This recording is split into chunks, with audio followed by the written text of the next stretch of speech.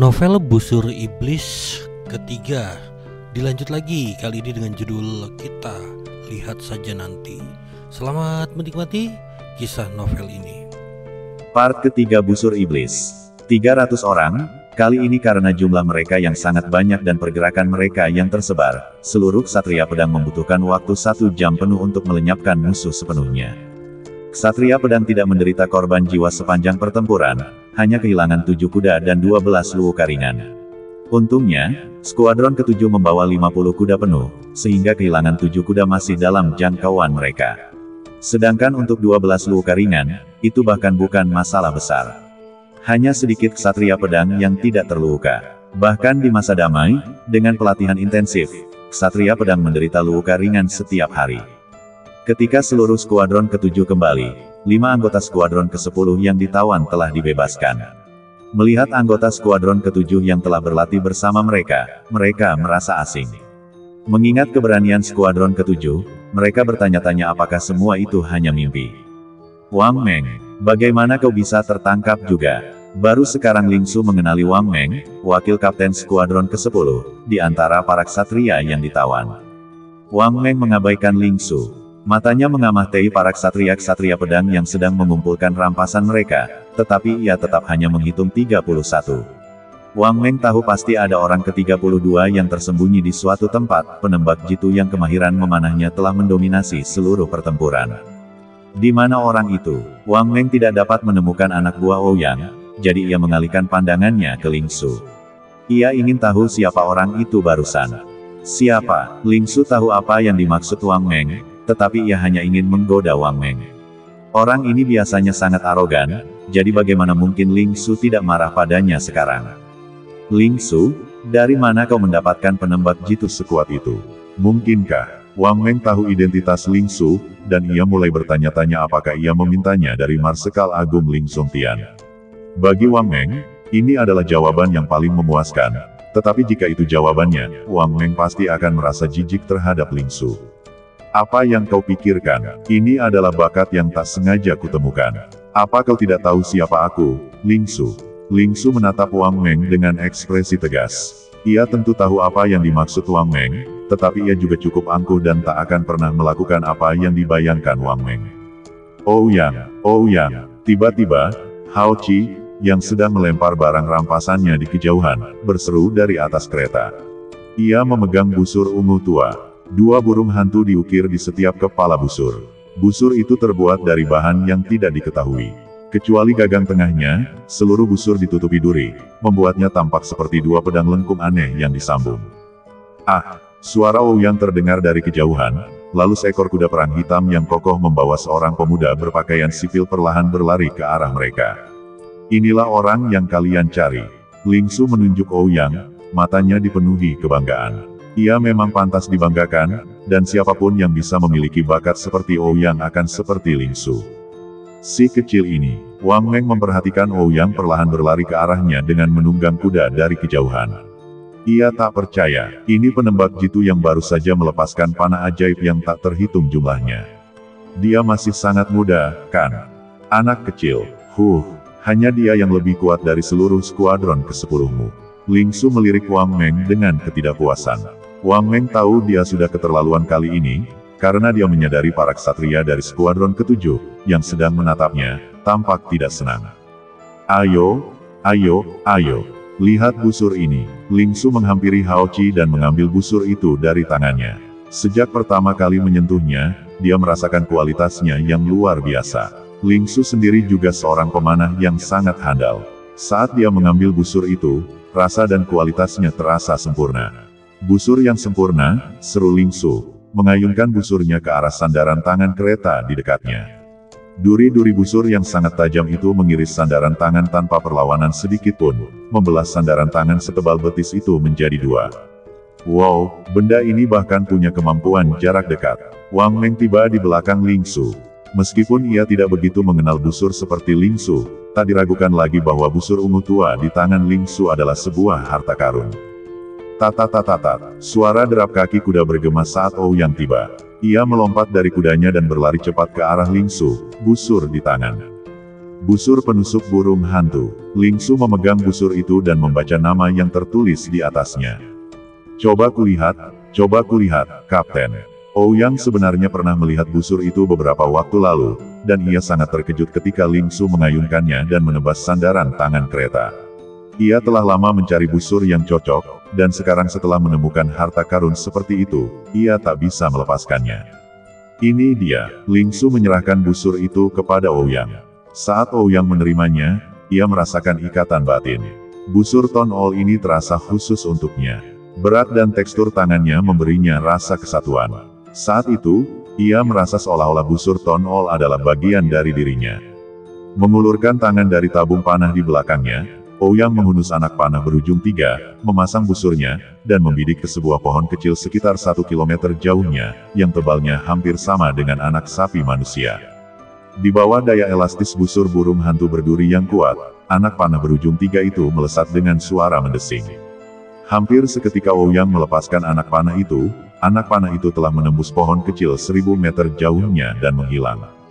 Astaga, Ouyang melompat kegirangan. Ia tidak terkejut dengan akurasi atau kekuatan busur burung hantu berduri, melainkan oleh kecepatan anak panah yang melesat dari busur burung hantu berduri yang mengerikan. Kecepatan ini lebih dari 2 kali lipat kecepatan busur perang yang pernah ia gunakan sebelumnya. Ouyang kini ragu bahwa dengan busur burung hantu berduri di tangan, masih ada orang di dunia ini yang bisa menghindari anak panahnya. Saat Ouyang merenungkan hal ini, Wang Meng tercengang. Ketika ia melihat Ouyang mengambil busur burung hantu berduri, ia masih ragu apakah ini penembak jitu yang sebelumnya. Ketika ia melihat Ouyang mencabut anak panah berujung 3, matanya dipenuhi keraguan. Tapi semua keraguan itu sia-sia menghadapi panah Ouyang. Bahkan seorang penembak jitu pun belum tentu selalu mengenai sasaran setiap kali menembak, apalagi Ouyang menggunakan panah berujung 3. Aku penasaran, apa Wang Meng akan pingsan jika tahu panah berujung 3 Ouyang punya tambahan bar kesehatan. Sambil memegang busur Ton Ol di tangannya, Ouyang memegangnya dengan penuh perhatian, sama seperti yang ia berikan kepada wanita yang dicintainya. Ekspresinya membuat para ksatria dari skuadron ke-7 tertawa. Kapten, benda ini milikku. Ouyang tahu betapa berharganya busur Ton Ol, dan bahkan dengan busur itu di tangannya, ia tetap mendekati Ling Su dengan hati-hati. Tentu saja, mintalah rampasan perang apapun yang bisa kau gunakan. Ling Su melambaikan tangannya. Menurutnya, bahkan penembak jitu pun tidak pantas menggunakan busur seperti itu, tetapi Ouyang berbeda. Ia jelas pantas mendapatkannya. Terima kasih, Kapten. Ouyang menyapa Ling Su, tetapi matanya tak pernah lepas dari busur Ton Ol. Wang Meng. Setelah berurusan dengan Ouyang, Ling Su sekali lagi menatap Wang Meng, yang masih menatapnya dengan mata monster. Ia bertanya, di mana skuadron ke-10 sekarang? Mendengar kata-kata Ling Su, Wang Meng tersenyum kecut dan menggelengkan kepalanya. Mereka telah ditangkap selama 2 hari, dan bagaimana mungkin mereka tahu keberadaan skuadron ke-10 dalam 2 hari? Berapa kerugian skuadron ke-10? Ling Su melanjutkan. Jika kita berlima dihitung, seharusnya ada 50 orang yang meninggal dalam pertempuran. Tapi jika yang terluka juga dihitung, kekuatan tempur skuadron ke-10 kurang dari setengahnya. Kurasa mereka mungkin sudah mundur. Meskipun Wang Meng sulit menerima kenyataan bahwa kelima anak buahnya telah ditinggalkan, ia tahu jika ia yang memimpin, ia akan membuat pilihan yang sama. Melakukan sesuatu yang ia tahu mustahil bukanlah langkah yang bijaksana. Baiklah, mulai sekarang, kalian berlima akan bergabung dengan skuadron ke-7. Apa kau setuju? Ling Su menatap Wang Meng. Ia telah menunggu ini. Jika skuadron ke-10 ada di dekatnya, ia tidak bisa merekrut orang lain. Baik, Kapten. Wang Meng memberi hormat kepada Ling Su. Saat ini, apapun yang terjadi, ia harus mematuhi Ling Su tanpa syarat. Bermain-main boleh saja, tetapi sekarang, dengan skuadron ke-7 yang bersedia merekrut mereka, bagaimana mungkin mereka tidak melakukannya? Namun begitu Wang Meng selesai memberi hormat, ia tertegun. Ia memikirkan kata-kata Ling Su. Merekrut dia dan 5 orang lainnya. Kenapa dia merekrut 5 orang termasuk aku? Apa orang gila ini ingin masuk lebih dalam? Ling, Kapten. Wang Meng ingin memanggilnya Ling Su, tetapi karena sekarang dia sudah direkrut, rasanya kurang pantas memanggilnya begitu. Dia segera mengubah kata-katanya dan berkata, Kapten, kau tidak ingin masuk lebih dalam, kan? Tentu saja, Kita kurang dari 300 mil dari depot penyimpanan makanan dan rumput tentara Tenggara musuh. Selama kita maju 300 mil lagi, kita bisa berhasil menyelinap menyerang jalur pasokan mereka. Tentu saja kita harus masuk lebih dalam. Kau gila, kita hanya 37 orang akan mencuri jalur pasokan tentara Tenggara. Wang Meng tak bisa lagi mengendalikan dirinya. Kau harus tahu bahwa meskipun jalur pasokan musuh berada di belakang dan tidak memiliki kekuatan pertahanan sekuat garis depan, setidaknya akan ada ribuan pasukan pengawal di satu jalur pasokan. Mengandalkan hanya 37 orang untuk menyerang jalur pasokan secara diam-diam adalah khayalan. Apa aku bilang kita harus menyerang langsung? Kau tahu, seluruh jalur pasokan tidak kohesif. Jika kita bisa cepat menemukan titik untuk menerobos, kita bisa mengalahkan musuh secara berkelompok dan mencapai depot pasokan mereka. Ling Su sama sekali tidak bodoh. 37 orang menyerang 1000 orang sama saja dengan bunuh diri. Ouyang memiliki kemampuan pendukung yang kuat, tetapi dia bukan dewa. Tapi coba pikirkan dari sudut pandang lain. Jumlah mereka yang sedikit membuat mereka lebih sulit ditemukan. Jika mereka cukup kuat, mereka mungkin tidak perlu terlalu banyak pertempuran untuk menerobos garis belakang musuh dan melakukan penghancuran. Selain itu, dengan kemampuan ofensif mereka, bahkan jika mereka bertemu dengan pasukan Xiaobo, mereka akan dapat dengan cepat menghadapinya. Tapi, Wang Meng ingin mengatakan sesuatu, tetapi akhirnya dia memilih untuk tutup mulut. Dia pernah ditangkap sekali, jadi mengapa dia peduli dengan kematian dalam pertempuran lagi? Ling Su, pewaris keluarga Ling, berani melakukannya, jadi mengapa ia tidak berani? Jangan khawatir tentang tapi, bersihkan medan perang dengan cepat, dan kita akan terus maju ke Tenggara, kata Ling Su sambil menemukan kuda perangnya dan melompat ke atasnya, berteriak kepada anggota tim yang masih membersihkan medan perang, bawa saja barang-barang yang berguna, dan bakar semua barang yang tidak berguna. Kita tidak bisa tinggal di sini, kita harus terus maju. Ya, sekelompok anggota skuadron ke-7 yang masih mempertimbangkan apa yang akan dibawa bergegas mengemas barang-barang yang diperlukan, lalu membakar seluruh medan perang. Kemudian 37 anggota skuadron ke-7 terus berpacu ke selatan dengan menunggang kuda. Saat pasukan penyelamat tiba di medan perang, area tersebut telah terbakar habis. Yang mereka tahu hanyalah bahwa 300 prajurit infanteri elit, beserta komandan mereka, telah dibasmi. Mereka bahkan tidak dapat mengenali musuh. 3 hari kemudian, di balik sebuah bukit kecil, 37 ksatria sedang beristirahat sejenak. Selama 3 hari itu, dengan memanfaatkan jumlah pasukan dan kecepatan mereka yang sedikit, mereka berhasil menghindari 3 gelombang pertahanan dan bertahan dalam 2 pertempuran singkat. Kedua pertempuran itu kalah jumlah. Menghadapi skuadron ke-7 yang ganas, kedua kelompok itu musnah dalam waktu kurang dari setengah jam, membuat mereka bahkan tidak punya kesempatan untuk memberi sinyal bantuan. Selama 3 hari ini, Wang Meng dan 5 ksatria lainnya, yang berasal dari skuadron ke-10, akhirnya menyadari keganasan kelompok kecil beranggotakan 37 orang ini. Belum lagi Ling Su, komandan buas yang selalu memimpin serangan, panah-panah yang sulit ditangkap yang selalu muncul untuk menyelamatkan mereka di saat-saat bahaya membuat mereka menyadari bahwa skuadron ke-7, dengan hanya 37 orang, berpotensi lebih tangguh daripada pasukan berkekuatan penuh.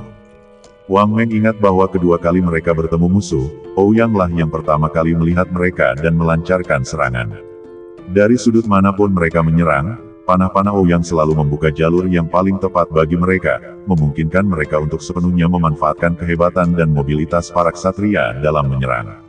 Berkat ini, mereka berhasil bertahan 3 hari tanpa kehilangan satu pun kuda perang. Wang Meng tidak lagi menunjukkan rasa pasrah seperti sebelumnya. Ia bahkan mulai bertanya-tanya kapan mereka akan mampu menghancurkan jalur pasokan musuh. Kita seharusnya kurang dari 50 mil dari gudang senjata sementara musuh. Ouyang baru saja melihat beberapa patroli lewat di dekat sini. Semuanya, beritahu kami bagaimana kita akan masuk. Ling Su, dengan peta sederhana terbentang di hadapannya, mengamatinya dan bertanya kepada para ksatria di sekitarnya. Ouyang bersandar di batang pohon, diam. Li Wei berdiri di sampingnya. Ia tidak keberatan menyerang, tetapi apapun yang melibatkan strategi berada di luar pertimbangannya. Wang Meng berbaring di samping peta, mengamati garis pertahanan musuh yang ditandai. Ini adalah strategi pertahanan yang hampir sempurna, ke arah manapun mereka memilih untuk menyerang, mereka pasti akan menghadapi perlawanan. Kapten, posisi kita saat ini sangat bagus. Lihat di sini, Wakil Kapten Hao Chi menunjuk sebuah rute. Dari posisi kita akan melewati sini, dengan hanya satu kelompok pertahanan di antaranya. Jika kita dapat dengan cepat mengalahkan mereka, kita dapat mencapai gudang senjata. Bagaimana dengan rute mundur? Jika kita menerobos sini, rute pelarian kita akan diblokir. Wang Meng, yang pernah menjabat sebagai wakil kapten sebelumnya, mengajukan pertanyaannya. Wakil Kapten Hao Chi benar. Ini adalah rute ofensif yang bagus. Tapi lihat, jika kita masuk dari sini, bahkan jika kita dapat dengan cepat mengalahkan musuh, setelah kita membakar gudang senjata, kita pasti akan dikepung dari belakang. Lalu, kita tidak akan memiliki rute pelarian. Mengapa kita harus mundur? Hao Chi menatap Wang Meng dengan bingung. Saat dia berbicara, yang lain menunjukkan ekspresi yang sama, seolah-olah hanya Wang Meng yang salah tempat. Pikiran Wang Meng tiba-tiba berdengung. Ia memegangi kepalanya dan menatap sekelompok orang, bertanya-tanya apa yang mereka pikirkan. Terburu-buru masuk dan membakar daerah itu, hanya untuk Ma Tei di sana. Meskipun ini penting secara strategis, tentu saja tidak sehebat menyerbu masuk, membakar, lalu mengungsi dengan selamat. Tidak mundur pun tidak masalah, tapi kita semua akan Ma Tei di. Wang Meng sudah memutuskan untuk Ma Tei. Tetapi sebelum ia sempat menyelesaikan kata-katanya, Ouyang, yang bersandar di pohon di dekatnya, menyela. Kenapa Ma Tei dalam pertempuran? Aku senang masih hidup. Kita bisa menyerang dari posisi yang disebutkan Wakil Kapten Hao Chi, lalu melanjutkan 40 atau 50 mil lebih dalam. Aman. Setelah itu, kita bisa mengubah arah dan menuju kota kecil di sana, kata Ouyang, sudah berjalan di depan peta.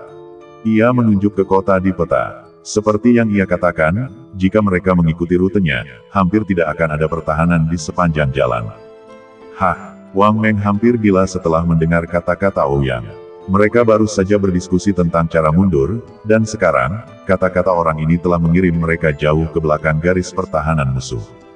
Ide bagus. Garnisun kota Fei Shui kecil. Kita bisa dengan mudah mengganggu mereka di sana, lalu berbelok ke barat laut. Hanya 400 mil ke barat laut akan memungkinkan kita untuk bergabung dengan pasukan barat laut kita. Ling Su sepenuh hati menyetujui rencana Ouyang. Dia tidak mempertimbangkan untuk mundur setelah serangan itu, fokusnya adalah memberikan kerusakan maksimal pada musuh. Saat Ling Su berbicara, hampir semua orang mengangguk. Tidak diragukan lagi, rencana yang dia uraikan itu berbahaya. Baik menyerang kota Fei Shui atau berbalik menyerang pasukan barat laut, mereka akan bergerak jauh ke belakang garis pertahanan musuh. 37 ksatria, bahkan yang sedikit terperangkap, akan membawa malapetaka. Gila, gila, Wang Meng mengamati kelompok orang gila ini. Satu-satunya kata yang bisa dia gambarkan untuk skuadron ke-7 adalah kegilaan.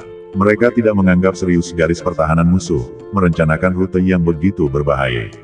Wang Meng mulai bertanya-tanya apakah jantungnya sanggup menahan tekanan jika ia tetap berada di skuadron ke-7. Ada pendapat lain. Ling Su berdiri dan bertanya kepada anggota tim yang berkumpul. Seperti dugaannya, semua orang menggelengkan kepala tanda setuju. Bagus sekali, mari kita istirahat selama 1 jam, lalu luncurkan serangan malam. Ling Su adalah orang yang sigap dan cepat bertindak. Begitu ia menyusun rencana, ia akan segera melaksanakannya. Serangan malam, bisakah Ouyang menjamin efisiensinya? Tanya Wang Meng lagi. Ia tahu bahwa meskipun Ling Su adalah kaptennya, jiwa sejati tim adalah Ouyang. Tanpa keahlian menembaknya yang luar biasa, mereka tidak akan berani menerapkan rencana seperti itu.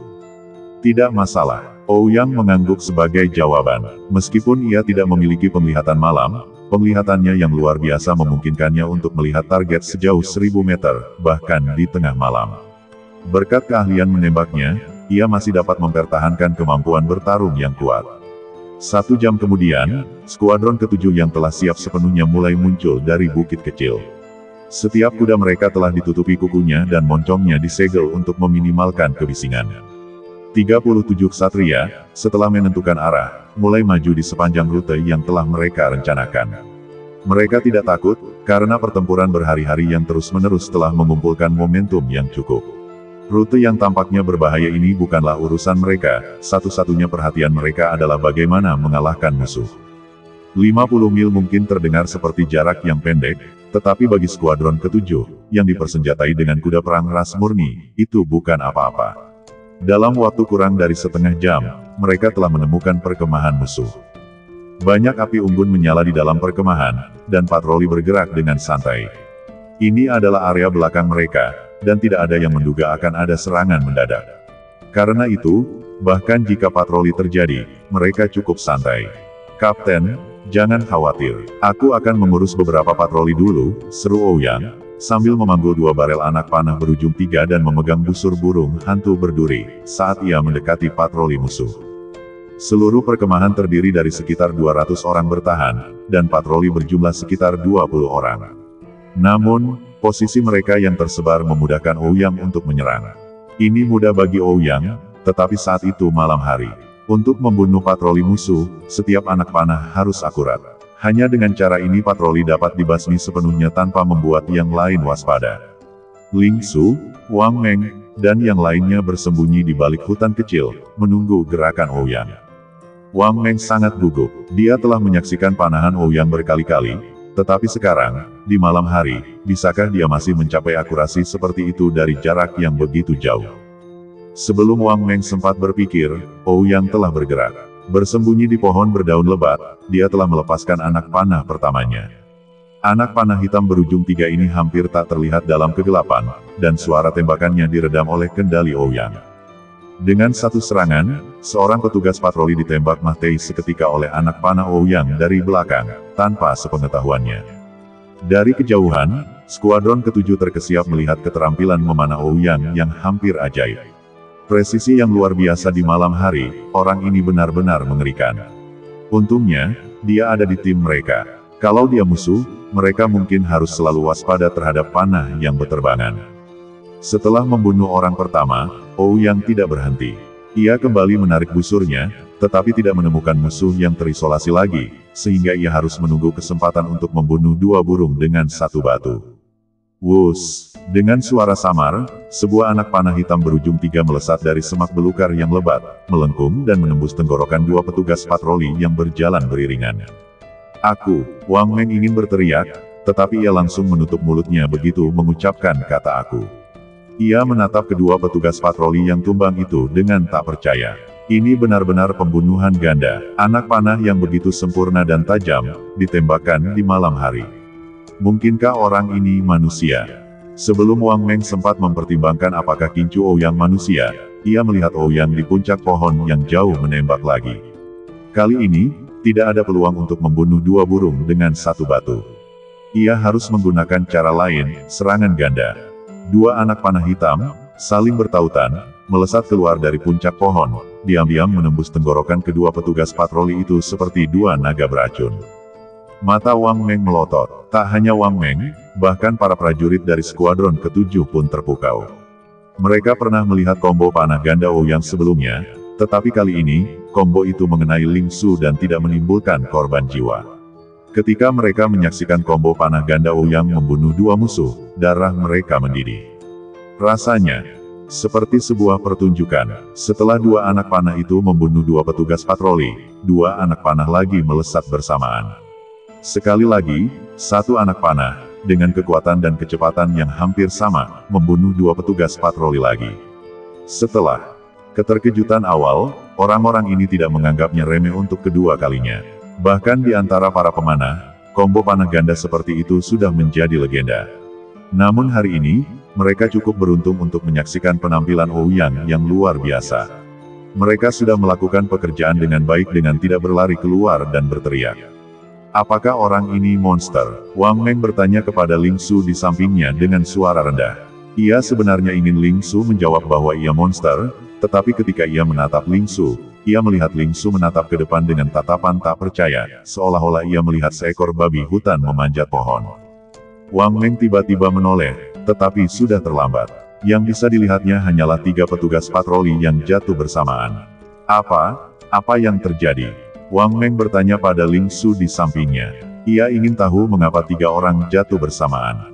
Satu busur menembakkan 3 anak panah. Ling Su juga bingung. Jika 1 busur menembakkan 2 anak panah hanyalah legenda, maka mereka belum pernah mendengar tentang 1 busur menembakkan 3 anak panah. Namun saat ini, Ouyang benar-benar melakukan 1 busur menembakkan 3 anak panah di depan mereka. Dulu di sekolah olahraga, batas Ouyang adalah menembakkan 4 anak panah secara bersamaan dengan satu busur dan memastikan keempatnya mengenai sasaran. Tentu saja, tingkat keberhasilannya hanya 10%.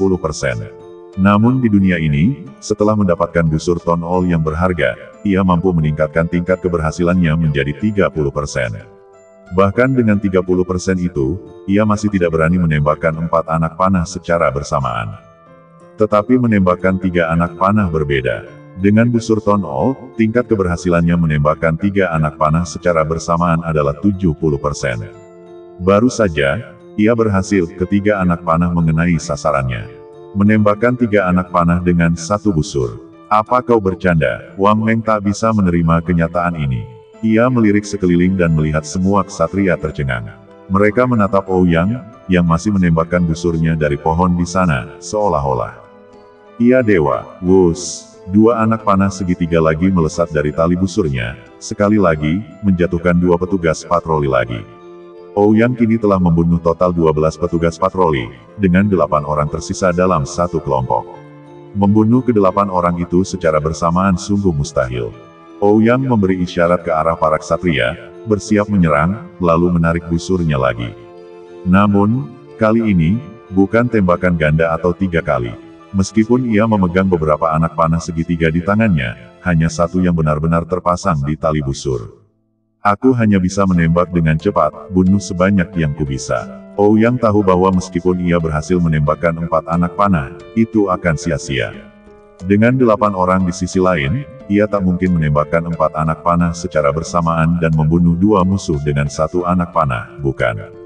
Bahkan dengan segala kepercayaan dirinya pada panahan, ia tak berani mempertimbangkan kemungkinan seperti itu. Swosh, swosh, swosh, swosh. Serangkaian anak panah berbentuk segitiga melesat dari tangan Ouyang, masing-masing berhenti tak lebih dari sedetik. Dalam waktu kurang dari 10 detik, ia telah melepaskan 4 anak panah. Keempat anak panah ini hampir bersambung. Anak panah pertama berhasil membunuh orang terakhir, anak panah kedua terus mengejar orang kedua terakhir, dan keempat anak panah tersebut berhasil membunuh 4 dari 8 orang yang tersisa. Saat keempat orang itu jatuh, 4 orang di depan akhirnya melihat Ouyang dan mulai berteriak, tetapi hanya 2 dari mereka yang benar-benar bisa berteriak. Pada saat itu, Ouyang menembakkan 2 anak panah lagi, membunuh 2 dari 4 orang yang tersisa. Serang musuh, serang musuh. Setelah teriakan nyaring itu, keduanya terbunuh oleh anak panah Ouyang. Namun, suara itu sudah terdengar, dan musuh pasti telah menyadari kedatangan mereka. Saat teriakan serangan musuh diserukan, 36 prajurit dari skuadron ke-7 telah membentuk formasi penyerangan dan melancarkan serangan ke arah kamp musuh. Dalam kegelapan, mustahil untuk melihat berapa banyak prajurit di skuadron ke-7, tetapi derap kaki kuda yang menggelegar membuat seluruh kamp menjadi kacau. Serangan musuh, serangan musuh. Prajurit musuh yang tak terhitung jumlahnya, yang baru saja terbangun dari tidur mereka, hampir tidak punya waktu untuk menghunus baju sirah dan pedang mereka sebelum skuadron ke-7 tiba. 36 prajurit kavaleri yang menyerang 200 prajurit bahkan tanpa pedang pun tak mampu menandingi serangan itu. Dalam sekejap, skuadron ke-7, yang dipimpin oleh Ling Su di garis depan, melancarkan pembantaian yang dahsyat. Lepaskan elang pembawa pesan, lepaskan elang pembawa pesan, teriak seseorang. Mereka bahkan tidak dapat menemukan pedang mereka sekarang. Menghadapi musuh yang begitu ganas, mereka hampir tidak memiliki kemampuan untuk melawan. Yang bisa mereka lakukan hanyalah menemukan cara untuk mengirim sinyal kepada para pembela di sekitar untuk datang membantu. 4 elang pembawa pesan dilepaskan bersamaan, tetapi begitu mereka terbang, mereka melihat 2 anak panah hitam berujung 3 melesat ke arah mereka dari kejauhan. Sekali mendayung, 2 burung terlampaui. Kedua anak panah itu sekali mendayung, 2 burung terlampaui. Tak satu pun dari keempat elang pembawa pesan itu bisa terbang. Di depan Ouyang, elang-elang pembawa pesan yang gesit, kecil, dan sangat lihai menghindari anak panah itu tak sempat bereaksi sebelum semuanya tertembak jatuh. Elang-elang pembawa pesan itu pun tertembak jatuh. Ini merupakan pukulan telak bagi kamp musuh yang sudah kacau di bawah, karena hilangnya elang-elang pembawa pesan berarti bala bantuan tak akan datang. Skuadron ke-7 bergerak dengan kecepatan luar biasa kali ini. Lagi pula, mereka mengincar prajurit dan jenderal yang hampir tak memberikan perlawanan, dan serangan kavaleri mereka adalah serangan kavaleri total, menginjak-injak puluhan orang di sepanjang jalan. Ouyang, Seperti biasa, belum memasuki medan perang utama. Sebagai seorang pemanah, misinya telah tercapai. Ia telah berhasil menekan musuh dan melancarkan serangan kejutan yang sempurna. Yang perlu ia lakukan sekarang hanyalah mengisi ulang anak panahnya, dan jika ia melihat ada upaya untuk melarikan diri di kegelapan, ia dapat dengan mudah membunuh mereka dengan satu anak panah. Ini berbeda dari sebelumnya. Sebelumnya, pada titik ini, Ouyang bahkan tidak repot-repot mengejar mereka, karena kecepatan kavaleri sendiri sudah cukup untuk melakukan pengejaran. Namun kali ini, waktu terbatas dan kemenangan cepat sangatlah penting, jadi Ouyang bertindak sebagai pengisi ulang. Seperempat jam kemudian, seluruh medan perang praktis berakhir. Itu adalah serangan kejutan yang menentukan, membuat kubu musuh benar-benar tak berdaya sebelum mereka sempat bereaksi. Pertempuran pun berakhir. Setelah menghabisi beberapa kelompok perlawanan yang tersisa, Ling Su bahkan tidak repot-repot membersihkan medan perang. 37 prajurit itu melanjutkan perjalanan ke Tenggara. Misi mereka malam ini bukanlah untuk menyerbu kamp, membunuh lebih dari 200 prajurit di sini akan sia-sia secara strategis. Teruskan, targetkan depot pasokan. Ling Su memimpin pasukannya dalam perjalanan paksa. Mereka berjarak kurang dari 30 mil dari depot pasokan. Meskipun merupakan lokasi krusial, depot itu sendiri sebagian besar kosong karena banyaknya garnisun di luar. Sebagian besar pasukan di dalamnya adalah quartermaster, yang bertanggung jawab untuk menjaganya. Menurut pengetahuan Ling Su tentang Shiki, para quartermaster dan patroli mereka mungkin berjumlah tidak lebih dari 100 orang. Jika 37 prajurit serigala ini menerobos masuk, musuh praktis akan hancur. Ouyang, ini terserah padamu. Kau tidak perlu membunuh orang, tembak saja burung, teriak Ling Su kepada Ouyang, yang berdiri tegap di ujung, saat mereka bergegas maju. Oh, jawab Ouyang dari belakang. Setelah pertempuran yang tak terhitung jumlahnya, ia telah lama beradaptasi dengan aturan medan perang. Di tempat hidup dan mati ini, ia tak lagi merasakan kegugupan yang sama seperti saat pertama kali tiba. Semuanya, jangan bicara mulai sekarang. Semuanya akan dibicarakan setelah pertempuran. Ling Su berbalik dan menyadari bahwa Wang Meng sengaja atau tidak sengaja mendekati Ouyang, seolah-olah ingin bertanya tentang panahan. Namun, ini jelas bukan saat yang tepat untuk bertanya seperti itu. Ouyang harus tetap tenang, karena hanya dengan begitu ia bisa menyelesaikan misi yang akan datang dengan sukses. Gudang senjata adalah lokasi yang strategis. Meskipun pasukan bertahan sedikit, tak diragukan lagi ada banyak elang sinyal. Jika mereka menyerbu masuk, musuh pasti akan mengirimkan elang sinyal dengan panik. Lolosnya mereka setelah membakar gudang senjata akan sepenuhnya bergantung pada kemampuan Ouyang untuk menghancurkan mereka semua dengan sempurna. 30 mil tidaklah jauh bagi skuadron ke-7 yang sedang bergerak cepat. Dalam seperempat jam, mereka sudah bisa melihat lampu gudang senjata sementara di sisi Shiki. Seperti dugaan Ling Su, hampir tak ada pasukan bertahan di sini. Bahkan patroli hanya berjumlah selusin, bahkan lebih sedikit daripada pasukan bertahan di luar. Kita tidak banyak. Ouyang, majulah. Yang lain akan menyusul. Kita akan menghabisi mereka. Ingat untuk membunuh dulu. Semuanya, jangan menyalakan api dulu. Bunuh dulu. Ling Su berulang kali menginstruksikan. Jika mereka membakar duluan, pasti akan menarik perhatian para pembela di sekitar, dan mereka akan terjebak. Ya, para ksatria segera menjawab. Sementara itu, Ouyang telah diam-diam turun dari kudanya dan menghilang dari pandangan skuadron ke-7. Tidak ada yang memperhatikan keberadaan Ouyang. Ia selalu mengandalkan instingnya yang tajam untuk menemukan posisi yang paling tepat untuk serangannya, dan kali ini pun tak terkecuali. 36 ksatria secara bersamaan menghunus pedang berkilau mereka, menarik tali kekang kuda mereka, dan dengan cepat membentuk formasi penyerangan, melancarkan serangan mendadak ke kamp perbekalan di dekat gudang senjata.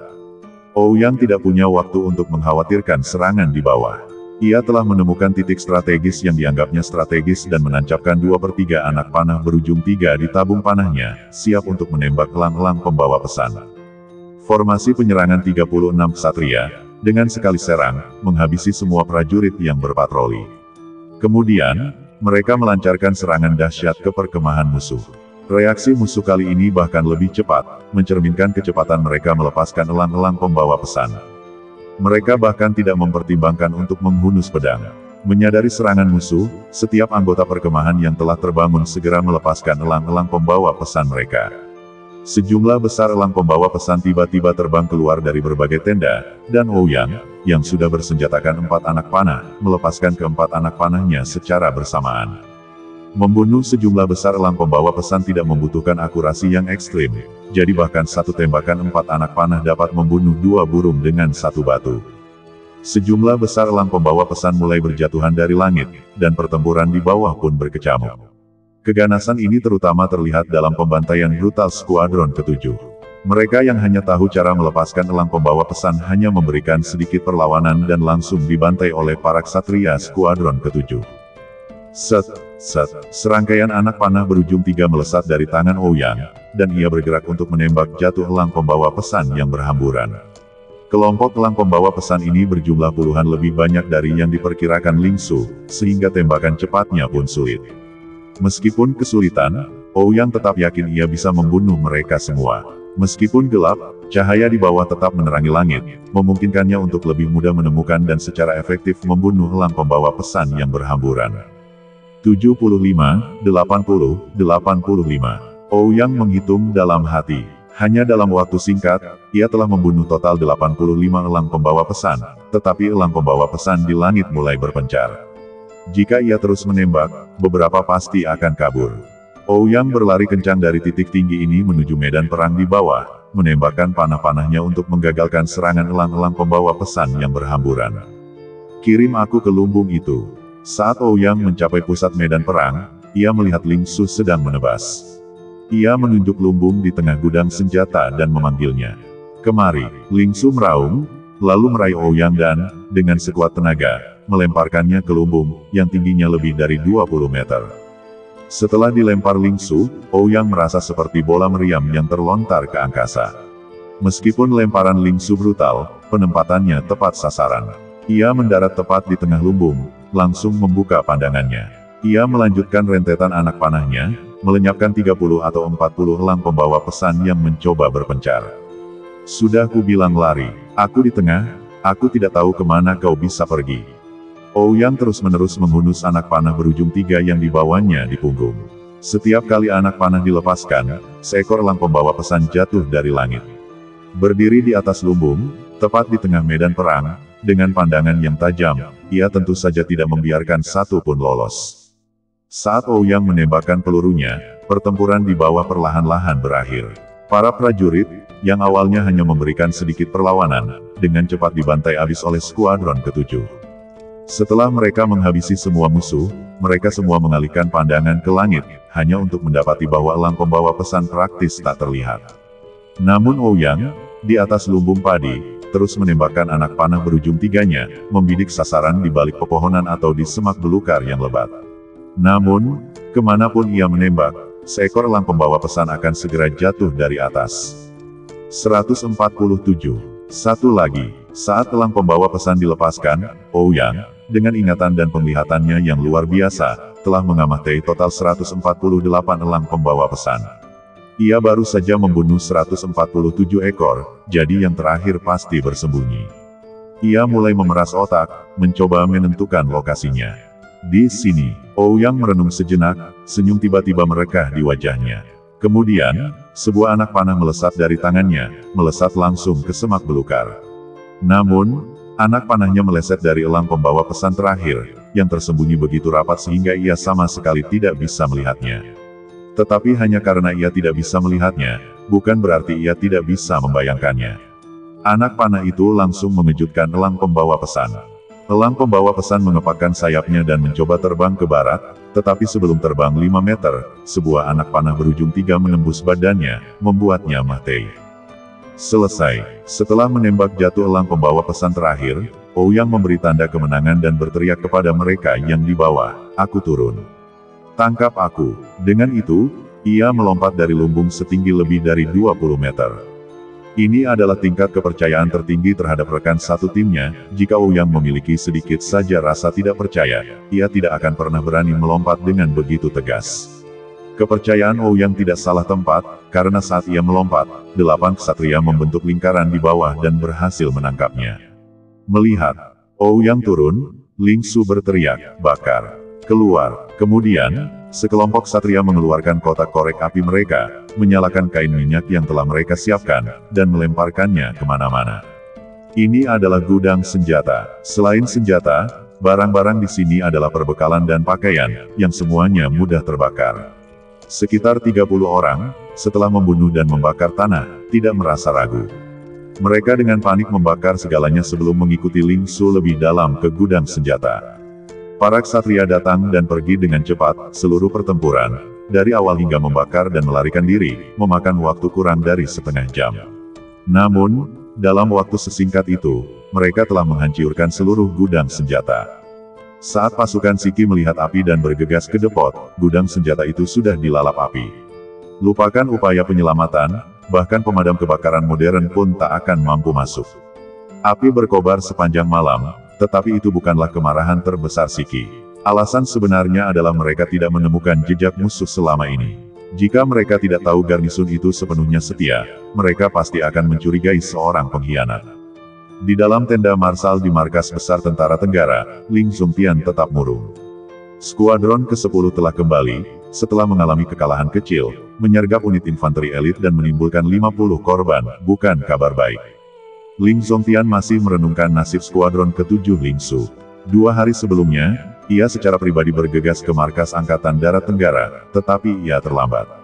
Saat ia tiba, 32 orang itu telah pergi seharian, membuat kepulangan mereka hampir mustahil. Ling Zongtian awalnya berharap skuadron ke-7 akan bertemu dengan skuadron ke-10. Dengan menggabungkan kedua pasukan, faktor keamanan mereka secara alami akan meningkat secara eksponensial. Namun ketika skuadron ke-10 kembali dan memberitahu bahwa mereka tidak bertemu dengan skuadron ke-7, hatinya mencelos. Laporan militer mendesak. Suara seorang utusan tiba-tiba menggelegar dari luar tenda marsal. Masuk, Ling Zongtian mengusap wajahnya agar tampak lebih rileks. Ketika dihadapkan dengan intelijen militer, apapun kondisinya, ia akan segera mengesampingkannya dan berubah menjadi seorang jenderal yang benar-benar berdarah besi. Marsekal, kami baru saja menerima kabar bahwa depot pasokan musuh dibakar tadi malam oleh pasukan tak dikenal. Diduga itu adalah skuadron ke-7. Utusan itu membawa berita tentang kebakaran tersebut. Apa? Depot pasokan musuh terbakar. Diduga itu skuadron ke-7. Bagaimana mungkin? Ling Zongtian tak percaya. Kerajaan Siki berbeda dengan Dayun. Depot pasokan Dayun umumnya berada di garis depan, sementara depot Siki berada di belakang. Membakar depot pasokan Siki praktis mustahil. Ya, Marsekal, sebuah unit kavaleri, kemungkinan besar dari skuadron ke-7, menerobos masuk ke belakang musuh dari Tenggara. Sekitar 320 km ke arah Tenggara, mereka membantai 300 prajurit infanteri elit musuh. Mereka kemudian maju dan menghancurkan 2 posisi pertahanan musuh, mencapai Gunung Xiaochang tadi malam, 128 km dari gudang senjata, lanjut utusan itu, setelah sampai pada peta terperinci. Mereka kemudian tiba-tiba muncul dari balik Gunung Xiaochang, mengikuti rute ini, dan melancarkan serangan mendadak terhadap garnisun musuh yang beranggotakan 200 orang di sana.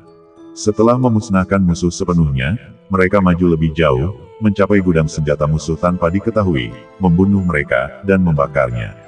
Utusan itu melaporkan seluruh laporan kepada Ling Zongtian, darahnya mendidih saat berbicara. Ia tak percaya laporan itu.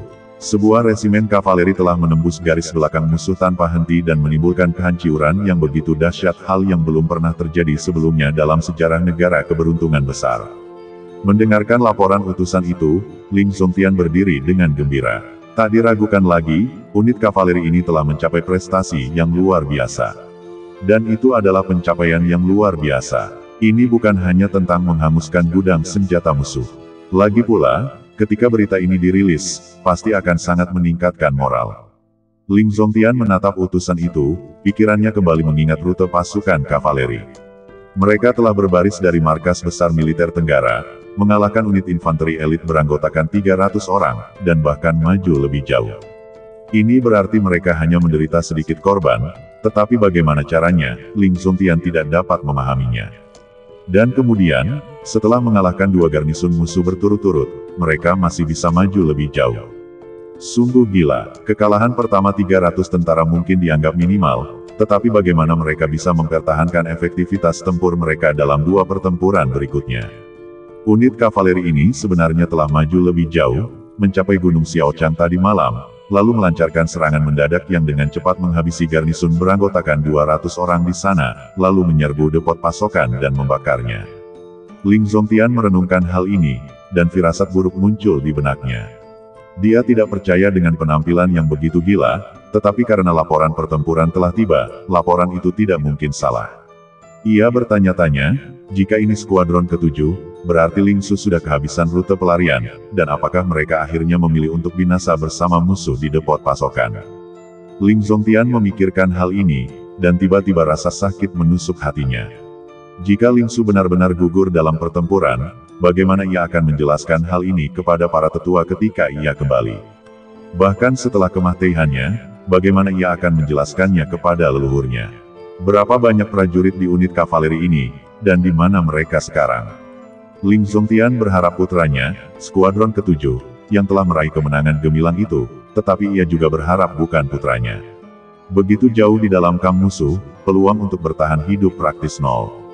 Kita tidak tahu, karena mereka menghilang setelah menyerang depot pasokan, utusan itu menyampaikan berita itu kepada Ling Zongtian. Kita tidak tahu, menghilang setelah menyerang depot pasokan. Apa artinya itu? Kali ini, Ling Zongtian bingung.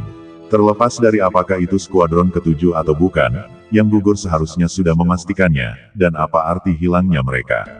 Mahtei dalam pertempuran adalah Mahtei dalam pertempuran, jadi apa arti menghilang? Karena kami belum menerima kabar satupun ksatria yang meninggal, dan mereka memang menghilang setelah menyerang depot pasokan. Tapi satu hal yang pasti, resimen kavaleri ini pasti berhasil melarikan diri, lapor utusan itu dengan jujur. Tidak ada kabar tentang korban jiwa dari kavaleri. Apakah mereka berhasil melarikan diri? Ling Zongtian kehilangan kata-kata saat itu. Kurangnya kabar tentang korban jiwa dari ksatria dapat dimengerti, bagaimanapun, mereka berada di belakang garis musuh, jadi meskipun mereka bisa mendapatkan informasi, itu tidak akan lengkap. Tapi keberhasilan mereka melarikan diri sungguh luar biasa. Lihatlah kekuatan garnisun yang tertera di peta militer. Gudang senjata yang terbakar terletak tepat di tengah-tengah garnisun yang tak terhitung jumlahnya. Bagaimana resimen kavaleri ini bisa lolos setelah membakar gudang senjata? Apakah mereka terbang dengan sayap? Kalaupun mereka terbang, mungkinkah mereka lolos dalam keadaan seperti ini? Ya, Marsekal, informan kami di garis depan telah melaporkan bahwa musuh bahkan tidak tahu identitas resimen kavaleri ini atau afiliasinya. Resimen kavaleri ini sangat kejam. Dalam setiap pertempuran, mereka menghabisi musuh, tak seorang pun selamat. Bukan hanya kami, bahkan sekarang, musuh tidak tahu lokasi atau jumlah pasti resimen kavaleri ini, lanjut utusan itu. Kami tidak tahu lokasi atau jumlahnya, kami tidak tahu lokasi atau jumlahnya, gumam Ling Zongtian dalam hati, pikirannya menganalisis keadaan yang mungkin menyebabkan situasi ini. Analisisnya menunjukkan bahwa satu-satunya skenario yang mungkin untuk jumlah dan lokasi yang tidak diketahui seperti itu adalah mereka bergerak ringan dan cepat, dan jumlah mereka sangat sedikit sehingga mereka bisa bersembunyi di mana saja. Hanya dalam skenario ini musuh sama sekali tidak menyadari keberadaan mereka. Namun, ini tidak masuk akal.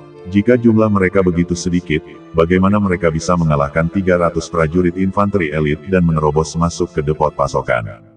Lanjutkan penyelidikan. Beritahu skuadron ke-22 dan ke-24 di utara untuk tetap waspada. Jika unit kavaleri ini dapat menerobos pengepungan, kemungkinan besar tujuan mereka adalah utara. Meskipun Ling Zongtian mengeluarkan perintah ini, ia sebenarnya tidak optimistis terhadap para ksatria, yang diduga berasal dari skuadron ke-7. Jauh di belakang garis musuh, peluang mereka untuk melarikan diri sangat kecil. Namun, mereka telah melakukan begitu banyak keajaiban sebelumnya, dan Ling Zongtian berharap mereka dapat melakukan keajaiban lainnya.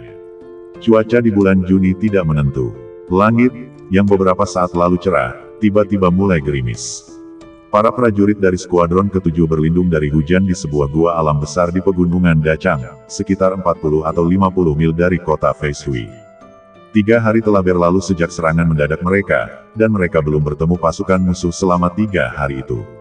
Tak seorang pun menyangka mereka akan menjelajah sejauh ini ke kota Feishui. Mereka juga menyadari betul bahwa banyak pasukan Siki akan mencari mereka, sehingga mereka sebagian besar tetap bersembunyi di pegunungan Dachang. Pegunungan Dachang memiliki medan yang kompleks, hampir tidak cocok untuk kavaleri, tetapi Ling Su memilih jalur yang tidak konvensional. Ia yakin bahkan musuh pun tidak akan pernah curiga mereka bersembunyi begitu dekat dengan kota Fei Shui, menjadikan tempat ini tempat teraman mereka. Kapten, jaga dia, aku tidak tahan dengannya. Li Wei berlari ke arah Ling Su dengan wajah getir. Orang yang ia maksud adalah Wang Meng. Sejak mengetahui keterampilan memanah Ouyang yang hebat, Wang Meng terus-menerus meminta instruksi dari Ouyang, tetapi selalu mendapat penolakan, dengan mengatakan, kamu tidak cocok untuk memanah. Tentu saja, Wang Meng tidak bisa menerima kekalahan. Ia gigih, mengejar Ouyang hari demi hari, pengejarannya yang tak kenal lelah. Namun, ia perlahan menyadari bahwa Ouyang mengabaikannya, yang membuatnya sangat frustrasi. Secara kebetulan, ia mengetahui dari rekan-rekan prajuritnya bahwa Li Wei berasal dari desa yang sama dengan Ouyang. Maka, ia mengalihkan fokusnya, mengincar orang-orang terdekat Ouyang, berharap bisa membuat Li Wei terkesan terlebih dahulu, baru kemudian mengamankan Ouyang. Kali ini, Li Wei benar-benar menemukan tandingannya. Si cerewet itu, ia tak mampu bertahan seharian sebelum akhirnya takluk pada kelancangan Wang Meng. Menghadapi Wang Meng yang tak tahu malu, Li Wei hanya bisa menghela napas malu. Dibandingkan Wang Meng, cerewetnya itu seperti anak kecil. Kapten, aku hampir gila. Li Wei hampir menangis. Pelecehan Wang Meng telah membayangi pikirannya yang masih muda. Ia bertanya-tanya, apakah ia bisa terus diganggu Wang Meng. Ia tak akan pernah meninggalkan Gunung Dachang. Ling Su menatap Li Wei dengan geli. Ia tahu Wang Meng sulit dihadapi, tetapi ia tak tahu Wang Meng sesulit itu. Saat itu, ia mulai ragu, apakah Wang Meng mendapatkan posisi wakil kapten hanya dengan mengandalkan kefasihannya. Hujan tak kunjung reda. Awalnya gerimis, kini berubah menjadi hujan deras. Namun, Ling Su, yang paham betul perubahan cuaca di bulan Juni, tahu hujan deras itu tak akan berlangsung lebih dari 3 jam. Kapten, apa yang harus kita lakukan selanjutnya? Hao Qi menghampiri Ling Su yang sedang mengunyah makanan kering sambil mempelajari peta militer sederhana. Mendengar kata-kata Hao Qi, Ling Su menunjuk ke kota Fei Shui dan berkata, meskipun kota Fei Shui bukan kota besar, kota ini masih memiliki ribuan pasukan pertahanan. Kita tak sanggup menanggung mereka. Lagi pula, meskipun pasukan pertahanannya kecil, kavaleri kita tak akan mampu merebutnya. Karena itu, kita tak bisa menyerangnya. Pergi ke barat daya dari sini akan membawa kita ke markas musuh di tenggara, jadi itu tidak aman. Ling Su sedang menganalisis rute terbaik. Ia telah menghabiskan 3 hari terakhir menganalisis rute terbaik. Skuadron ketujuhnya telah bertempur dengan keajaiban demi keajaiban, bahkan tanpa menderita korban jiwa. Sekarang, yang harus ia lakukan hanyalah menemukan cara untuk memimpin pasukannya keluar dengan selamat. Lihat di sini, ini bagian paling utara negara bagian Siki, tempat tentara utara kita berada. Ling Su menunjuk ke utara kota Fei Shui dan berkata, pasukan kita di sini adalah yang terkuat. Intinya, kitalah yang menyandera tentara Siki. Jika kita bisa menemukan cara untuk memancing pasukan musuh di sepanjang jalan menuju kota Fei Shui, kita bisa membuat lingkaran kecil dari posisi ini dan menerobos. Ling Su sebenarnya telah menemukan rute ini sejak lama, tetapi kesulitannya terletak pada kenyataan bahwa, meskipun pertahanan mereka relatif lemah, jumlah mereka cukup besar. Mereka bukan 370 orang, mereka hanya 37 orang. Bagaimana mungkin 37 orang bisa keluar dari pengepungan? Kuncinya adalah apakah kita bisa memancing pasukan musuh di sini kembali ke kota Fei Shui. Jika pasukan utara musuh berhasil, mereka bisa melewati Gunung Dachang dan menerobos dengan kecepatan mereka.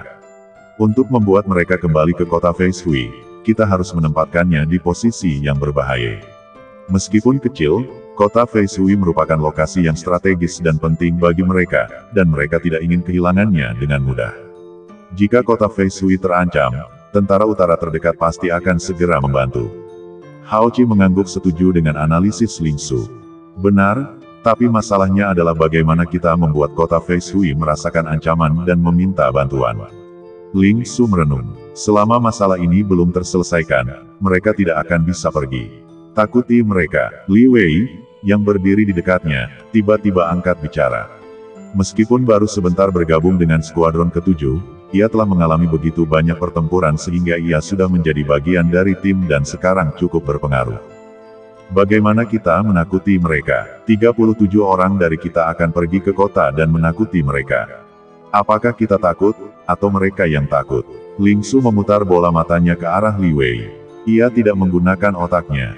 Lalu kita bisa menyelinap masuk dan menakut-nakuti mereka. Kita bisa berganti pakaian sipil dan menyelinap ke kota di tengah hujan lebat, lanjut Li Wei, masih agak ragu. Namun, kata-katanya disambut tatapan sinis dari semua orang, bahkan Ouyang. Menyelinap masuk. Apa yang membuat skuadron ke-7 sampai sejauh ini? Kecepatan kilat dan kerusakan yang ditimbulkannya sangat parah. Jika mereka membuang senjata dan kuda mereka lalu berganti pakaian sipil, mereka pasti bisa menyelinap masuk, tapi bagaimana mungkin mereka bisa menakut-nakuti mereka begitu mereka masuk? Hanya bicara, jika ke-37 orang itu bertindak seperti Wang Meng, mungkin saja. Bagaimana kalau begini? Ouyang berdiri, berjalan ke arah Ling Su, dan berjongkok. Bagaimana kalau begini? Kita akan melakukan apa yang dikatakan Li Wei dan pergi ke tembok kota untuk menakut-nakuti mereka.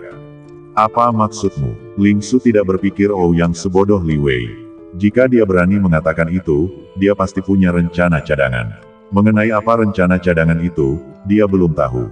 Tentu saja, kita tidak bisa menakut-nakuti mereka dengan menyerang tembok kota dengan 37 orang. Tapi mari kita coba strategi yang berbeda. Mari kita ciptakan kekacauan di bawah tembok kota, lalu menakut-nakuti mereka dengan menantang mereka.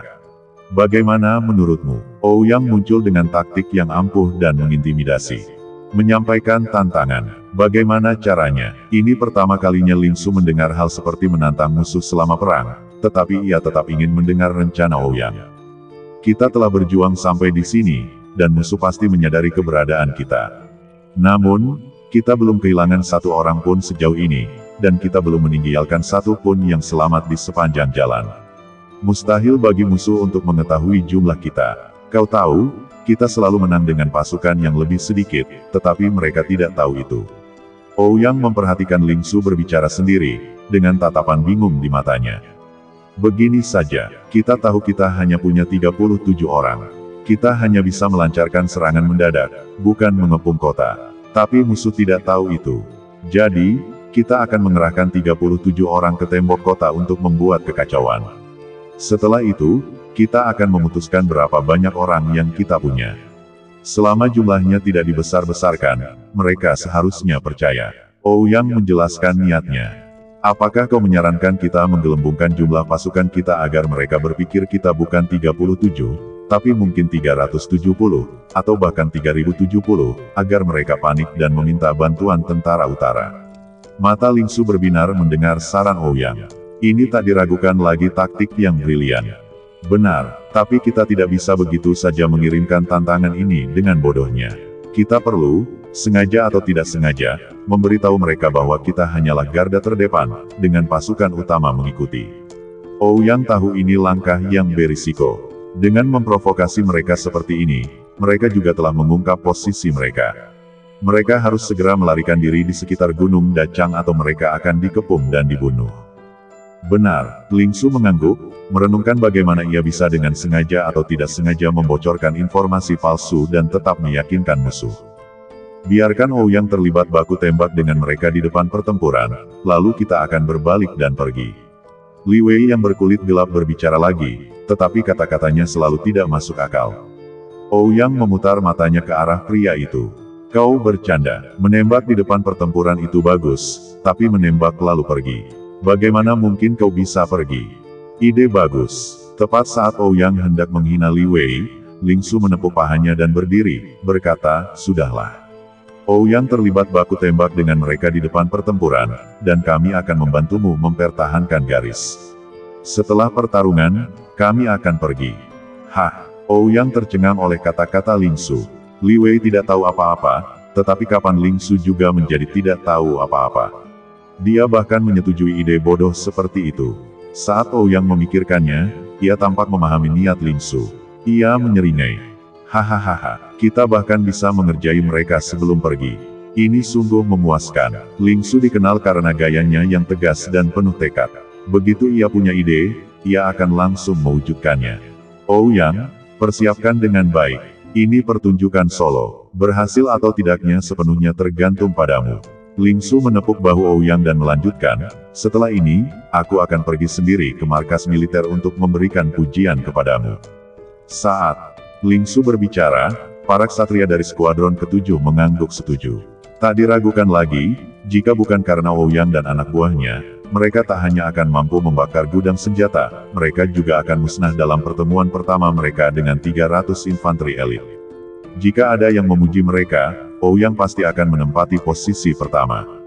Hujan berhenti, dan semua ksatria dari skuadron ke-7 akhirnya menuruni Gunung Dacang.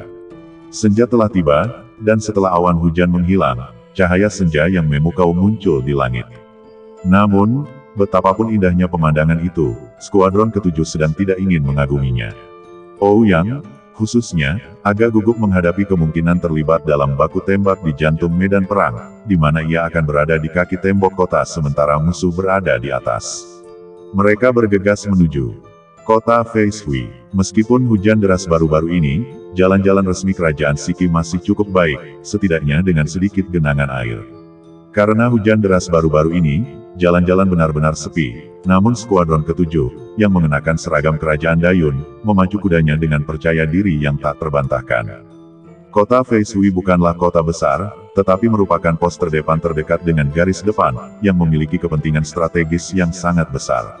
Oleh karena itu, kota sederhana ini memiliki tembok setinggi lebih dari 20 meter.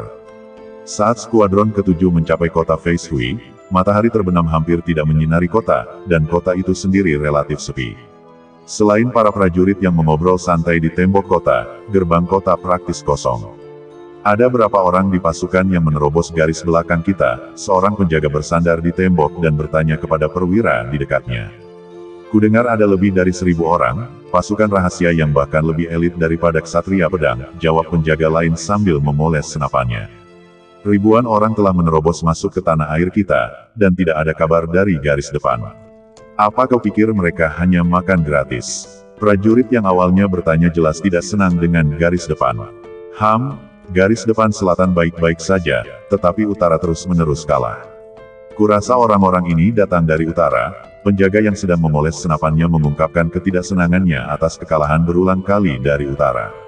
Apa sebenarnya yang direncanakan ribuan orang ini setelah menghilang berhari-hari? Seorang prajurit lain, kemungkinan rekrutan baru, menimpali. Tentu saja, mereka menyerang kota Fei Shui, prajurit veteran yang sedang membersihkan senapannya memelototi rekrutan baru itu dengan jijik, kata-katanya seperti candaan biasa. Namun, saat ia selesai, wajah rekrutan baru itu memucat. Serang, serang, serang kota Fei Shui, sungguh-sungguh. Tingkah laku rekrutan baru itu langsung mengundang tawa para veteran yang bersandar di dinding, yang mengira pemuda itu ketakutan dengan kata-kata mereka. Namun, sebelum mereka sempat melanjutkan menghina keberanian rekrutan baru itu, sebuah panah hitam berujung 3 tiba-tiba melesat, menembus tenggorokan rekrutan baru itu dan menjepitnya ke pilar di belakangnya. Kejadian yang begitu tiba-tiba itu bahkan mengejutkan para veteran, yang mengira mereka telah melihat semuanya, tetapi hanya butuh 3 atau 4 detik bagi mereka untuk menyadari apa yang telah terjadi. Serangan musuh, teriak sekelompok veteran, tutup gerbang kota. Tutup gerbang kota cepat, serangan musuh. Teriakan para veteran yang tak terhitung jumlahnya membuat para penjaga yang berjaga di gerbang kota tak menyadari betapa banyaknya orang yang mendekat. Mereka buru-buru menutup gerbang, sementara para veteran di atas tembok menghunus busur dan anak panah mereka, siap menembak musuh di bawah. Seorang veteran menghunus busurnya dan berdiri, siap menembak, tetapi begitu ia menjulurkan kepalanya, sebuah anak panah hitam berujung 3 melesat dan menembus kepalanya. Ouyang, yang berdiri di belakang kudanya, menggunakan kudanya sebagai perisai. Ia menghunus busur burung hantu berdurinya dan terus membidik para pemanah di tembok kota. Jika ada yang menunjukkan kepala mereka, ia akan langsung menghabisi mereka dengan anak panah. Apa-apaan kalian berdiri di sana? Cepat panggil bantuan! Cepat panggil bantuan! Para veteran yang berperan sebagai pemanah itu ternyata bukanlah seorang profesional. Mereka hanya bisa menembakkan anak panah, tetapi akurasi mereka sangat buruk. Efisiensi kota Fei Shui sungguh luar biasa. Dalam sekejap, ratusan pemanah bersenjata busur panjang memanjat tembok kota, menggantikan para prajurit veteran yang terpaksa mundur ke balik benteng, tak mampu melancarkan serangan balik. Para pemanah ini dengan cepat menemukan posisi mereka, lalu secara bersamaan menghunus busur panjang mereka dan bersiap menghadapi pasukan musuh di bawah. Namun, saat mereka membuka busur, mereka hanya melihat sekelompok kecil kavaleri berdiri di kejauhan, sangat kontras dengan serangan berkekuatan ribuan orang yang mereka bayangkan. Wus! Tepat saat mereka merenungkan hal ini, sebuah anak panah hitam berujung 3 melesat lurus ke atas tembok, menembus kepala seorang pemanah. Para pemanah yang terkejut, tak peduli dengan jumlah musuh di bawah, dengan panik menghunus anak panah mereka, bersiap untuk membalas. Ratusan anak panah berterbangan dari balik tembok, tetapi tak satu pun mencapai jangkauan sebelum jatuh ke tanah. Hanya karena mereka tak bisa mengenai Ouyang, bukan berarti ia tak bisa mengenai mereka. Ouyang menembakkan anak panah demi anak panah, masing-masing menancapkan seorang pemanah di tembok. Tiba-tiba, ratusan pemanah di tembok kota ditindas oleh jangkauan tembakan tunggal Ouyang. Astaga, orang-orang di tembok kota menjadi gila. Tak satu pun dari mereka memiliki penembak jitu, dan jangkauan tembakan mereka terlalu rendah. Sekeras apapun mereka berusaha, mereka tak berhasil mengenai musuh, namun musuh terus membunuh mereka. Ini benar-benar pertempuran yang membuat frustrasi, yang belum pernah mereka hadapi sebelumnya. Ada 30 atau 40 orang, dan hanya satu penembak jitu yang menyerang sejauh ini, namun musuh berhasil menghancurkan semua pemanah mereka hanya dengan satu penembak jitu itu. Mana kavaleri? Kirim kavaleri. Para pemanah di tembok kota sangat marah. Mereka kini menjadi seperti para veteran, meringkuk di belakang, tak berani menunjukkan kepala mereka. Siapapun yang menunjukkan diri pasti akan dibunuh oleh panah hitam berujung 3. Apa yang terjadi? Apa yang terjadi? Penguasa kota Fei Shui akhirnya memanjat tembok kota. Ia memandang sekelompok pemanah yang berkerumun di balik tembok, dan pikiran pertamanya adalah musuh mengerahkan banyak pemanah untuk menekan mereka. Jenderal, kirim pasukan kavaleri. Kita sedang ditekan, seorang pemanah berteriak tanpa malu kepada penguasa kota Fei Shui. Ia bahkan tak tahu bagaimana cara mengungkapkan rasa malu. Lebih dari 100 orang terjepit di tembok kota oleh satu musuh, tak berani menunjukkan kepala mereka. Jika ini sampai terbongkar, mereka pasti akan bunuh diri. Kirim pasukan kavaleri. Ada berapa pasukan musuh? Seru penguasa kota Fei Shui sambil berlari ke tepi tembok kota. Namun ia tak menyadari bahwa saat ia menjulurkan kepalanya, sebuah anak panah hitam berujung 3 yang telah dipersiapkan sejak lama melesat tepat di depannya. Ia bahkan tak sempat bereaksi sebelum anak panah itu menembus kepalanya. Para pemanah menatap penguasa kota Fei Shui yang telah terbunuh, wajah mereka memucat karena marah. Monster macam apa itu yang ada di bawah sana? Pada jarak yang begitu jauh, satu anak panah demi satu anak panah, tanpa ada sedikit pun kesempatan untuk melarikan diri, dan kini bahkan penguasa kota Fei Shui pun tertembak mati. Setelah membunuh penguasa kota Fei Shui dengan satu anak panah, Ouyang, di bawah, juga menyadari apa yang terjadi. Ia sudah menyadari bahwa pria yang ia tembak berbeda dari pemanah biasa. Ia mengenakan helm, dan pakaiannya jelas berbeda dari prajurit biasa. Astaga, aku menembak seorang jenderal. Ouyang tentu saja tidak tahu bahwa ia telah membunuh penguasa kota Fei Shui. Ia pikir itu salah satu jenderal kota. Hampir. Ayo serang dan menakuti mereka, lalu bersiap mundur. Penglihatan Ling Su tidak sesempit Ouyang, jadi ia bahkan tidak melihat siapa yang ditembak Ouyang. Kalau tidak, dengan pengetahuannya tentang Shiki, ia pasti tahu bahwa orang yang berpakaian seperti itu pastilah panglima tertinggi. Bunuh. 36 ksatria melepaskan kuda mereka, formasi mereka agak berantakan kali ini. Mereka tidak perlu membunuh siapapun, mereka hanya perlu menyerbu beberapa ratus meter, lalu berbalik dan pergi. Pada titik ini, semua pemanah di tembok kota begitu kewalahan oleh Ouyang sendirian sehingga mereka bahkan tidak berani mengangkat kepala. Serangan mereka menunjukkan bahwa mereka tidak berada di bawah tekanan. Hahaha, kota Fei Shui yang hebat. Begitu pasukan utama tiba besok malam, kota Fei Shui akan menjadi milik kita. Ayo pergi. Ling Su memimpin dan bergegas ke dasar tembok kota, sengaja berteriak keras, lalu memutar kepala kudanya, dan semua ksatria dari skuadron ke-7 berbalik dan pergi. Pada saat ini, Ouyang juga melompat ke atas kuda perangnya. Ia berada pada jarak yang sangat aman. Selama pihak lawan tidak mengirimkan penembak jitu, tidak akan ada masalah. Dan kota Fei Shui yang kecil ini tentu saja tidak mungkin memiliki penembak jitu, karena saat ini, para penembak jitu semuanya mendukung garis depan. Skuadron ke-7 datang dan pergi dengan cepat. Dalam waktu kurang dari 1/4 jam, mereka menghilang dari pandangan para prajurit kota Fei Shui. Hingga 4 atau 5 menit mereka pergi, para pemanah di tembok kota masih terbaring di sana, menatap kosong ke arah penguasa kota yang kepalanya tertembak anak panah, tak berani berkata sepatah kata pun. Kurang dari setengah jam setelah skuadron ke-7 pergi, lebih dari selusin elang pembawa pesan terbang meninggalkan kota Fei Shui, mengirimkan panggilan bantuan hingga ke utara. Meskipun skuadron ke-7 hanya membawa sedikit lebih dari 30 orang kali ini, mereka telah memenggal kepala penguasa kota mereka dan menyatakan akan merebut kota Fei Shui malam berikutnya setelah kedatangan pasukan utama mereka. Tanpa pemimpin mereka, kota Fei Shui tentu saja ragu untuk bertindak sendiri, jadi yang bisa mereka lakukan hanyalah mencari bantuan dari tentara utara terdekat. Skuadron ke-7 berpacu tanpa henti hingga ke Gunung Dacang. Setelah beristirahat 10 menit, mereka memanfaatkan kegelapan untuk menghindari gunung dan menuju utara. Langkah mereka lambat, karena mereka ingin menghindari pertemuan dengan tentara utara yang kembali, sebuah langkah yang berisiko. Untungnya, mereka memiliki penglihatan luar biasa seperti Ouyang. Tentara utara, setelah mengetahui berita tersebut, pasti akan cemas akan hilangnya kota Fei Shui dan kemungkinan besar akan bergerak dengan kecepatan tinggi. Ini memberi mereka kesempatan untuk menghindari kembalinya tentara utara. Jika mereka dapat menghindari tentara utara, mereka dapat berhasil menerobos celah yang diciptakan oleh tentara utara yang mundur. Saat mereka maju, Ling Su terus menghitung kapan tentara utara akan menerima sinyal, dan setelah mereka menerima sinyal, di mana mereka akan tiba dan dari mana mereka akan bergegas ke kota Fei Shui. Jadi, sepanjang perjalanan, Ling Su terus melirik peta. Pada titik ini, semuanya telah ditentukan. Yang tersisa hanyalah menerobos pengepungan. Jika mereka dapat kembali, masing-masing dari mereka pasti akan menjadi pahlawan kerajaan Yun Agung.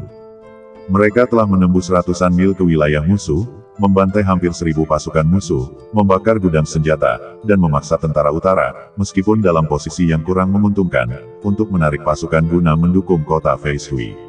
Setiap prestasi ini merupakan pencapaian yang monumental. Ling Su bertanya-tanya apa yang akan dipikirkan ayahnya, yang selalu begitu tinggi dan berkuasa, ketika mengetahui prestasinya. Laporkan. Tiba-tiba, markas besar tentara utara kerajaan Yun Agung menerima laporan. Beberapa saat yang lalu, tentara utara kerajaan Siki tiba-tiba menarik sekitar 5.000 pasukan untuk mendukung kota Fei Shui. Perubahan mendadak ini membuat kerajaan Yun Agung agak bingung. Apakah tentara utara Siki sudah gila? Kota Fei Shui baik-baik saja, jadi mengapa mereka bergegas membantu? Xiao Mingyun, komandan tentara utara, melihat laporan pertempuran di tangannya. Ia benar-benar bingung dengan apa yang sedang direncanakan tentara utara. Mereka telah menekan kerajaan Siki, jadi bukankah penarikan pasukan Siki saat ini akan semakin merugikan mereka? Ini tidak masuk akal. Penasihat militer, tanya Xiao Mingyun, menatap penasihatnya, Yan Liang, yang juga mengerutkan kening di sampingnya.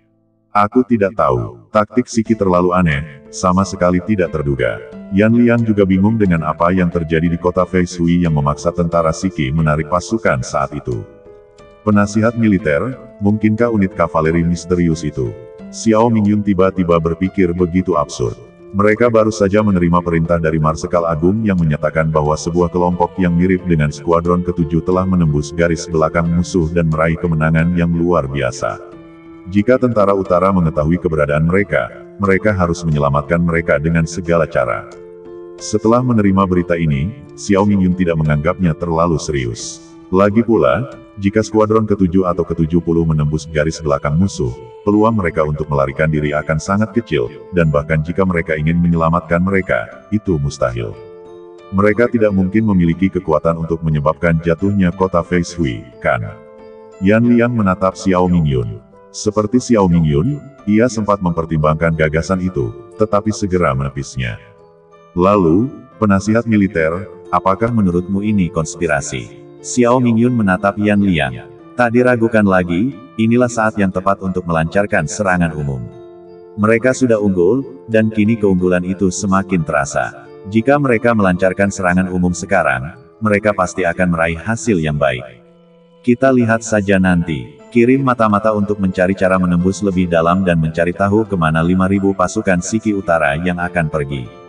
Yan Liang adalah seorang penasihat militer yang menganjurkan taktik hati-hati, jadi saat ini, ia menganjurkan taktik hati-hati, karena khawatir ini adalah konspirasi Siki. Baiklah, Xiao Mingyun setuju dengan kata-kata Yan Liang. Ia memberi perintah kepada para utusannya dan mulai mengirimkan mata-mata elit untuk menyelidiki situasi pasukan Siki yang akan pergi. Saat menyelidiki, skuadron ke-7, setelah 2 hari bergerak cepat, berhasil menyelinap di belakang tentara Siki Utara dan muncul di belakang mereka. Kini, hanya garis pertahanan terakhir yang menghalangi mereka. Selama mereka bisa menembus garis pertahanan ini, mereka akan bisa kembali ke Dayun. Jika mereka bisa kembali, mereka juga akan menciptakan legenda milik skuadron ke-7 mereka. Bersambung. Demikianlah kisah Busur Iblis part ke-3 dengan judul Kita Lihat Saja Nanti. Ditunggu lagi part-part selanjutnya, tetap bersama dengan Suara Serak.